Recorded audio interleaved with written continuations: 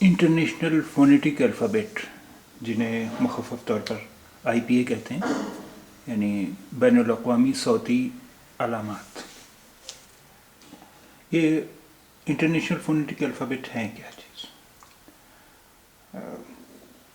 دیکھیے، یہ چارٹ دیکھیے ذرا آپ.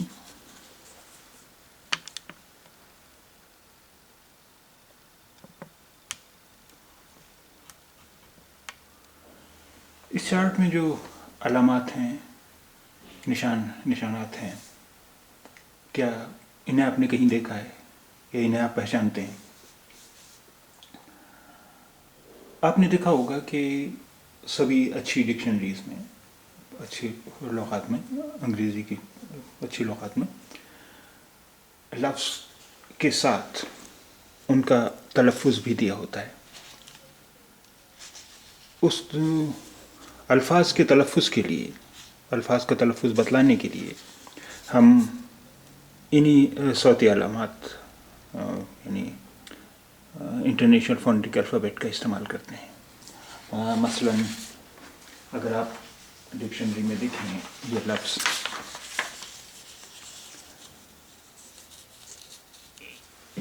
جب آپ دیکھیں گے ڈکشنری میں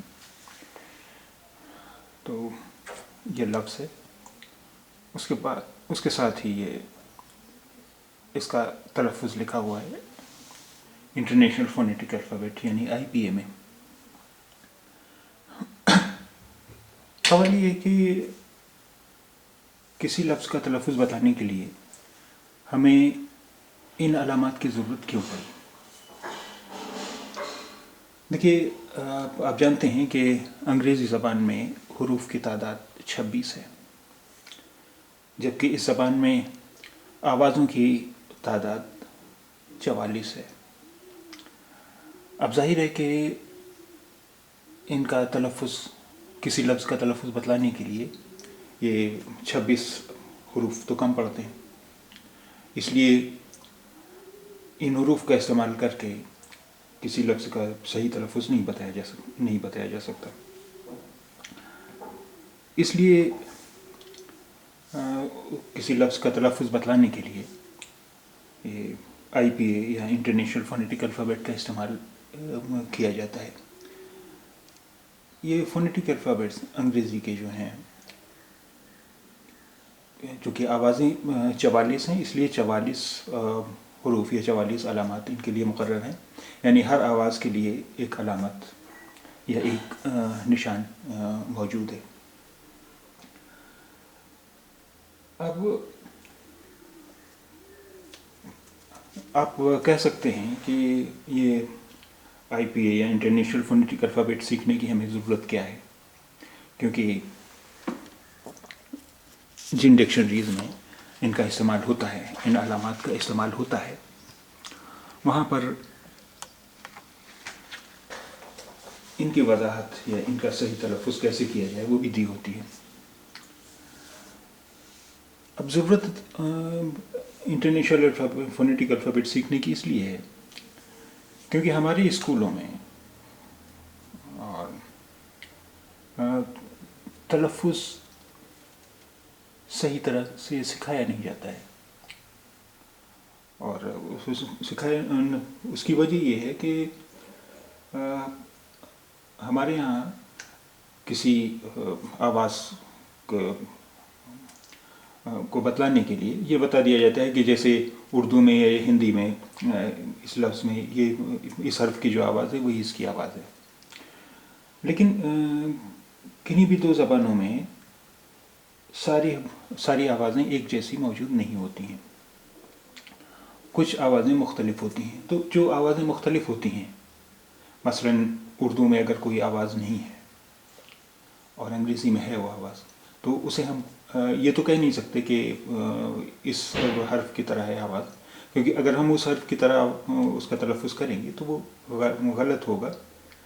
ہمارا تلفظ دوسرے کو سمجھنے میں پریشانی ہوگی، اور اسی طرح جب دوسرا بولے گا جس کا تلفظ صحیح ہے، درست ہے، تو ہم اس کی بات بھی اتنی آسانی سے سمجھ نہیں سکیں گے. ہمیں کافی سوچنا پڑے گا، دماغ پہ زور ڈالنا پڑے گا، اٹکلیں لگانی پڑیں گی کہ कौन सी आवाज़ हो सकती है। मसलन ये देखिए, ये TH। हमारे यहाँ जब स्कूलों में पढ़ाया जाता है तो ये बता दिया जाता है कि TH की आवाज़ द की तरह होती है,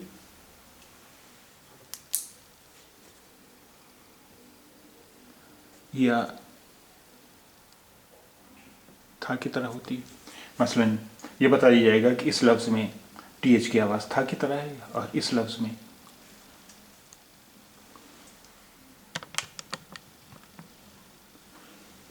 में आवाज़ इसकी दा की तरह है। ये दो आवाज़ें बतला दी जाएंगी। लेकिन TH की आवाज़ ना तो था है और ना ही दा है, ये इनसे मुख्तलिफ आवाज़ है। और इस आवाज़ की अदायगी के लिए उर्दू में या हिंदी में कोई हर्फ मौजूद नहीं है। तो जब हमारी ज़बान में इसकी अदायगी के लिए कोई हर्फ मौजूद नहीं है, तो जाहिर सी बात है कि हमें इस TH का तलफ़ुज़ बतलाते वक्त ये समझाना पड़ेगा कि इस आवाज़ की अदायगी के लिए हम क्या करें, हम ये आवाज़ कैसे निकालें। तो देखिए, ये सही है कि TH की दो तरह की आवाज़ें हैं, लेकिन वो उर्दू से मुख्तलिफ हैं। मसलन TH की आवाज़ अभी हम ये समझ लें कि ये सा है, लेकिन बिल्कुल उर्दू का सा नहीं है। ये ज़ा है, लेकिन ये बिल्कुल उर्दू का ज़ा नहीं है। ये सा उर्दू के सा और ज़ा से मुख्तलिफ है, मुख्तलिफ किस माने में है।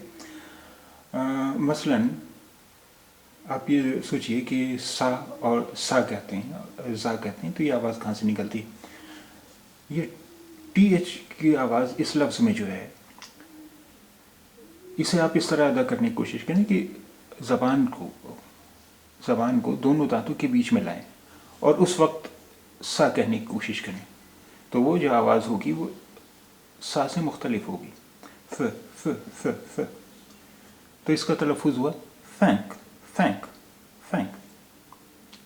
उसी तरह इसमें जो TH की आवाज़ है वो है व, यानी ज़बान आपकी यहीं रहेगी और आप ज़ा कहने की कोशिश करेंगे, तो वो जो आवाज़ होगी वो उर्दू के ज़ा की नहीं होगी, उससे मुख्तलिफ होगी। विफ विफ विफ, फैंक विफ, फैंक विफ।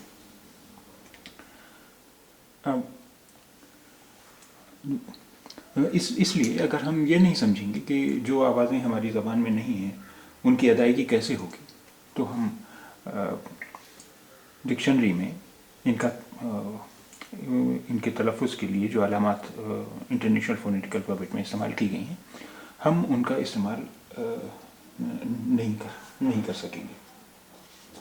तो हमारी इस सीरीज़ का मकसद यही है कि आप बैनुल-अक़वामी सौती अलामात यानी इंटरनेशनल फ़ोनेटिकल अल्फ़ाबेट यानी IPA को समझ सकें, ताकि जहाँ भी आप देखें डिक्शनरी के लुग़त में